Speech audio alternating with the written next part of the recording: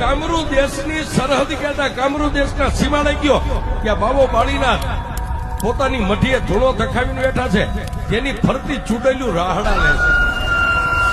ત્યાં મેલડીની પાસે કેટલા દાગીના પડ્યા, આપણી પાસે ઘરેણા હોય ને એમાં બધા રહ્યા ને એ મેલડીના દાગીના ફરતી એ ચૂડેલું રાહડા લે અને કાન્યો જોગી આમ જોઈ ગયો અને કંડિયો આમ હતો ને સાહેબ, મોઢું આમ બાજુમાં લઈ જઈને કીધું માં એ બાવા બાળીનાથની સામે મઢી અને ફરતી ચૂડેલું રાહડા લે.